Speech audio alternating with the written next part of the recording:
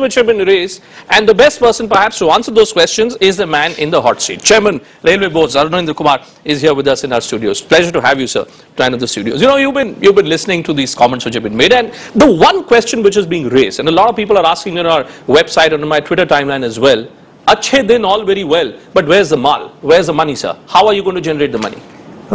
Let us clarify first. What do we need the money for? It's being said that bullet trains and so many thousands of crores, hold on for a while. We have asked for that money which we are willing to spend for our projects.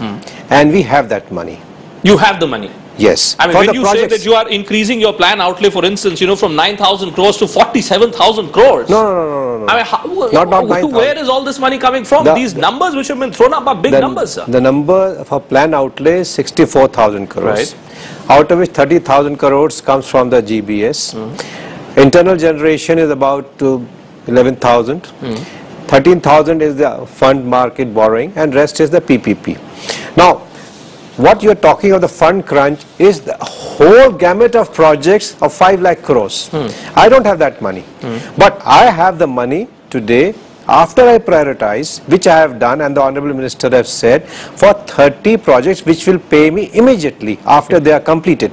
Those are the projects, those lines which will decongest my route. I am not able to pass trains. So if I lay another track, if I improve the signaling, or I am not able to approach the port because 2 lines are already saturated. So are you saying for that you don't, for this particular stretch, you do not require more money? You don't require money in addition? You already have the resources at your disposal? Right. Now, you coming to the bullet train, perhaps you are thinking that how do I get money for the bullet train? Yeah, I'm looking at everything because I'm just looking at this budget as a budget which is full of hope and promises. Now, I would very much like to see a bullet train running in India in my lifetime, but I'm not quite sure whether the money, the political will, which often ends up becoming a problem, is there, sir. Which is why I'm asking this question. Just hold on. Let us say a bullet train, a 500-kilometer stretch costs about 55,000 to 60,000 crores. Yes.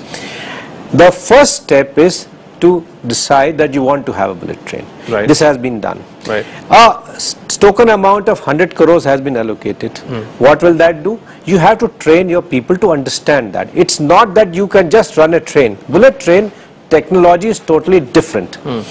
As far as the signaling is concerned, the driving, the type of tracks, the type of coaches, locomotives, the overhead, everything is different, and you have to have people ready for that time. Now you have to do a lot of studies beforehand because but the money, coming to money. You know, you can have your feasibility study. I do understand there's a Japanese consortium which is already on board. I'm coming to the money. The money, sir, 60,000 crores. Either you will make the passenger pay for it, and of course you will ultimately. Let me. The passenger will pay for the operating cost, right? Which is all right. This project is not a 2-year project. The implementation part is at least 6 to 7 years project, which will mean, and I'm talking 60,000 crores is a cost, right? Not today's cost. Correct. So every year I need about 7 to 8,000, 10, 9,000 crores, and that much money is not a big money. You say, I'm amazed. You know, I like your optimism, Mr. Kumar, but I'm just looking at figures which have been presented by the minister himself. I mean, your estimated surplus for 2015 is a mere 602 crores. Now, 602 crores and you're talking about lakhs of crores and 60,000 crores. Yes, it isn't to be spent right away. It has to be spent, say, 15, 20 years from now. But ultimately, someone has to generate this money. Where exactly is this money? If you, new taxes, if you study those figures slightly more carefully, if you invest, my annual plan size is 64,000 crores. Right. In 64,000 crores, I have to set aside 7,000 crores if I don't have anybody else's money, if my own money. Now, let us for a moment agree that I will not take any FDI. I will take my own money, and 7 to 8,000 I have to set aside for a period of 6 to 7 years. Right? Now, that is not that kind of money I cannot afford to.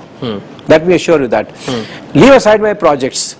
But we are not taking that, we are planning to take an FDI route for this, which means that somebody will come, and if it is possible to come, either form that we have equity, the land will be by the Indian Railways, we can buy, because nobody outsider can buy that land so effectively. So are you suggesting all this land bank? You know, because I remember when Lalu Yadav was the Railways Minister, he had this grand idea that he'll bring in, you know, foreign players and they will perhaps lease out railway land which runs into lakhs of crores and railways will be able to generate money. Is that the idea that the Railways Ministry has? What I'm trying to say, land acquisition is simplest done by the railways because of our Land Acquisition Act, which gives us some advantage. Right. A private player cannot do that. So railway can have that equity as a land part, which is substantial, right? We can pay for that land also, the way we paid for dedicated freight corridor. Let me give you an example. Dedicated freight corridor costs 80,000 crores. We are doing it. And we are doing it with the multilateral funding, we are doing it with the Japanese JICA funding, and we have a financial model worked out, and we are not alarmed about it that we are spending so much of money. So, at the first instance, 60,000 crores is a big money. How do we do it? We have done DFC before. We have examples right now. And I had the Congress spokesperson Sanjay Jha short while back, who was essentially accusing the Railways Minister of creating a conspiracy where railways bit by bit was going to be sold off to what he described were crony capitalists. Is that a genuine fear? No, not at all. No. First of all, let us understand, railway is not selling anything which it is owning today. Whatever I am running on the train, nothing is being hived out. What is being considered for active involvement of a non-railway player are those areas where I am not able to do well. For example, let us go station development, the simplest thing. Now, station development, I need some money. If I spend that money, station development, I will not be able to spend for projects. But if somebody else comes and spends on station development, does not increase the platform fee like the airport, but he makes malls, hotels, and some other parking situation, and have a model in which he can earn sufficient money as it is done in Tokyo. There is an inherent contradiction in your argument, sir. Because just yesterday, we were debating on this very program, the recommendation of the Kakodkar committee. What does the Rangarajan committee? The Rangarajan committee, which was defining the poverty line in our country. And Mr. Rangarajan, a noted economist, who was asked by the former Prime Minister, Dr. Manmohan Singh, to come up with his definition of how many people live below poverty line. His report practically suggests that 1 in every 3 Indians is below poverty line. Now you're telling me that you have this grand proposal where you will get all these big private players through FDI route or through other routes who will invest, there'll be big hotels and malls. Who will ultimately pay for all this, sir? I mean, do we have the paying capacity? I think there's some confusion which has happened. No. I'm only trying to take the number. You have given us a blueprint. You've given us a path that you believe you are going to use, you are going to implement to generate money. Now, I'm questioning you, sir, that if you do have the path, someone has to repay the money. No, government doesn't have the money. So where exactly is that money going to be repaid? That's my point. No. The path, which example I gave you for the station development, I don't have to pay anything. The person who comes or the entity who comes, he will generate his own money through those areas which I had not tapped at all. So are you then suggesting, for instance, when the airport modernization happened, there was a user development fee which was slapped onto the consumers? No, I'm not putting any user development fee. That's exactly what I'm getting at. No.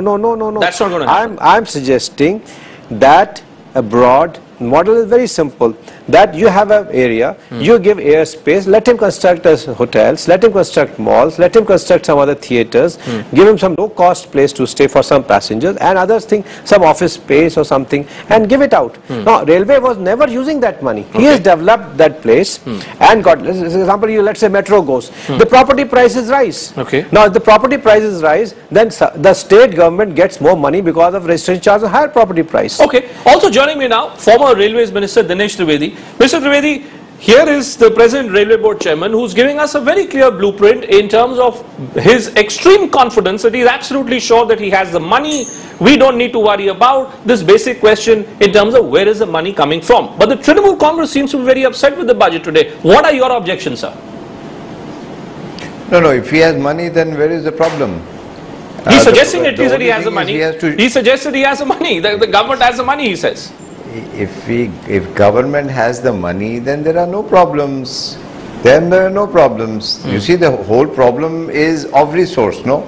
We all know the problems, but the only issue is of resource. China outlay is 116 billion US dollars annual outlay. Ours is 10 to 12 billion. So where is such a huge gap? And if you have the money, then there are no problems. Railway is the best organization in the world. But do you believe we have the money? Capable. Mr. Trivedi, do you believe the railways have the money? I mean, I remember what happened to you. Look at your fate. You were sacked. You were sacked for proposing something as simple as a minor passenger fare hike. The railway has money of 604 or 5 crore, what the Honourable Minister mentioned. 602 crores according to the Minister. in the coming year, at the best, they'll have a 15,000 crore.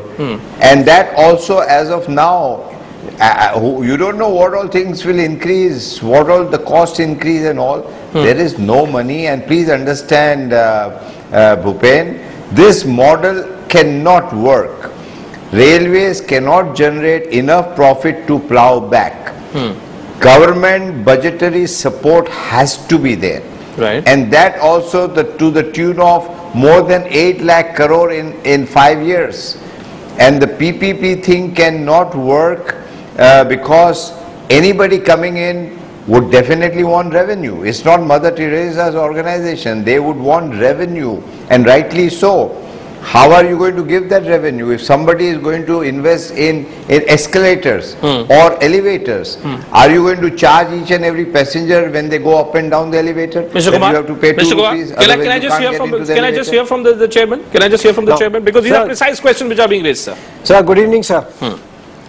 So what I wanted to, so perhaps there is some kind of disconnect about the money availability and money being used. What I am trying to say is that the project's plan that we have said is 64,000 crores, and that money we have. Right. I do not have the money of 5 lakh crore and 8 lakh crore for all the projects that have been sanctioned. The question being raised is that how are you going to generate this money? Because the two models that you have suggested, both models are being debated. I am not suggesting, you kindly understand, I am not suggesting that I have 8 lakh crore or 6 lakh crores. Fair enough, I get that. Which is very clear, that because we have so much of sanctions, right, that it is not any way related to what money you have today.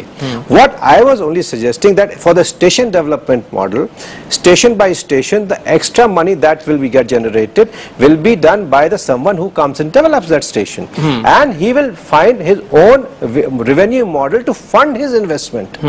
Now that money is not that is possible. That Bhupen, that is possible. That money is not coming from the railway station. Yeah, that is a station development authority which in my time I had started. That is absolutely feasible. It will take some time, maybe 4 years, 5 years, but that's quite possible, and station can really generate maybe 30% of revenue. That's absolutely possible, and I agree with the chairman. So that's about the station development. Now let's come to the other critical part, which is this demand of raising 50,000 crores per annum over the next 10 years. You say that the PPP model will work? No.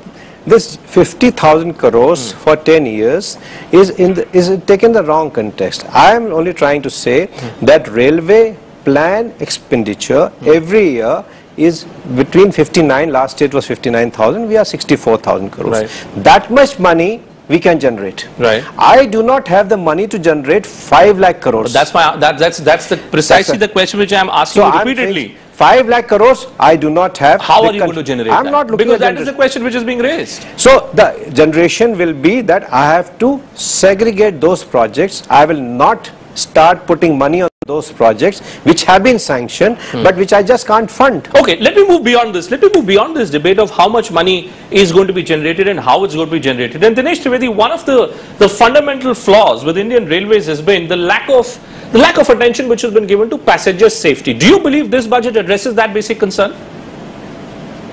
No way. Because passenger safety, if you go through Kakotkar committee and whatever little I know, you require at least minimum 1 lakh crore now, not tomorrow. Now you need. And if you can't, and I tell you, I keep on repeating this on every show, every meeting, that we have one of the best organization in the railway and the best people I've ever come across. Right. We are very proud of that organization, but you have to support. If it's a Jersey cow, you have to look after the Jersey cow. Then only it will give nourishment, otherwise the cow will perish. And that is where I think we have to have a 10-year budget. Right. We must have a national policy on railway. We have to depoliticize the entire railway. Right. We have to professionalize, which is there to a very great extent, but cannot have political interference कि यहाँ rail रोक दो, ये rail चालू कर दो. ऐसा नहीं होता. It can, the best of the people, they are surviving in one of the worst conditions, So I can tell you. And my hats off to the railway people. Therefore, in conclusion, Mr. Kumar, if I was to say that all that has happened today is that the Railways Minister, after making all these grand announcements, is basically sending us one message, that look, I've cut my coat according to the cloth. In future, we have to buy the cloth from private sources. We don't have the money to buy it ourselves. Is that a fair conclusion, sir, to arrive at? It's quite a tough conclusion, but not a fair conclusion. Not a fair conclusion. But you're not outrightly denying that conclusion. On that note, Dinesh Trivedi and Narendra Kumar, thank you so much for joining me on this edition of India at Night. As I said right in the beginning, who doesn't want to have a good railways infrastructure? Who wouldn't want to travel in a bullet train? I'm just hoping that all these big promises which have been made today are promises which will be implemented with the requisite political will. Now, there's not just politicians, not just bureaucrats who've been responding. A lot of you across stations, across the country have been sending us your reactions as well. Let's just play out these reactions for you and then sip into a break.